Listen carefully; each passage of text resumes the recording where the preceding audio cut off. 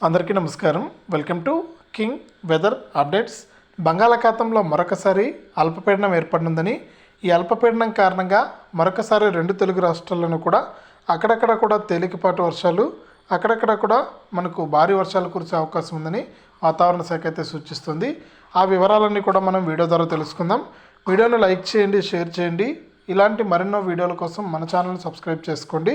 ఇక వివరాల్లోకి వెళ్తే, మన ఆంధ్రప్రదేశ్ మరియు తెలంగాణలో మిచాంగ్ తుఫాన్ వచ్చినప్పటి నుంచి కూడా వర్షాలు అయితే కురుస్తూనే ఉన్నాయి. ఇక రోజు లేకుండా అక్కడక్కడ కూడా తేలికపాటి నుంచి మోస్తరు వర్షాలు కురుస్తూనే ఉన్నాయన్నమాట. ఈ నేపథ్యంలో ఎవరైతే ఆంధ్రప్రదేశ్ రాష్ట్ర వ్యాప్తంగా మనకు మరొకసారి వర్షాలు పడే అవకాశం ఉందని వాతావరణ శాఖ అయితే సూచించింది. ఇక బంగాళాఖాతంలో మరొక అల్పపీడనం ఏర్పడి, ఈ అల్పపీడనం కాస్త వాయుగుండంగా మారి మనకు 2 రోజుల పాటు కూడా వర్షాలు కురిసే అవకాశం ఉందని వాతావరణ శాఖ అయితే సూచిస్తుంది. అలాగే రాష్ట్ర వ్యాప్తంగా కూడా ఏవైతే ఏజెన్సీ ప్రాంతాలు, అలాగే ఆ ప్రాంతాలు ఉన్నాయో అక్కడంతా కూడా పొగమంచు మరియు చలి తీవ్రత ఎక్కువగా ఉంటుందని కూడా వాతావరణ శాఖ అయితే సూచిస్తుంది.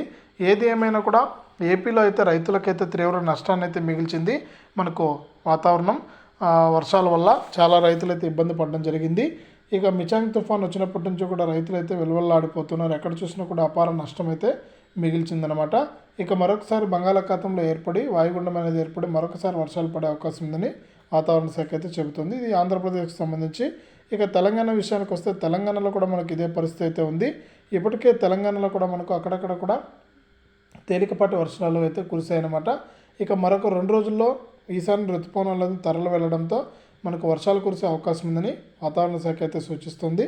కాబట్టి 2 తెలుగు రాష్ట్రాల ప్రజలు కూడా అప్రమత్తంగా ఉండాలని వాతావరణ శాఖ అయితే కీలక ప్రకటన అయితే చేసింది. ఇది ప్రస్తుతానికి ఉన్నటువంటి వాతావరణ సమాచారం. వీడియోను లైక్ చేయండి, షేర్ చేయండి. ఇలాంటి మరెన్నో వీడియోల కోసం మన ఛానల్ని సబ్స్క్రైబ్ చేసుకుని పక్కనే వచ్చే గంట పైన నొక్కి మళ్ళీ వచ్చే ఆల్ అనే గంట పైన కూడా నొక్కండి.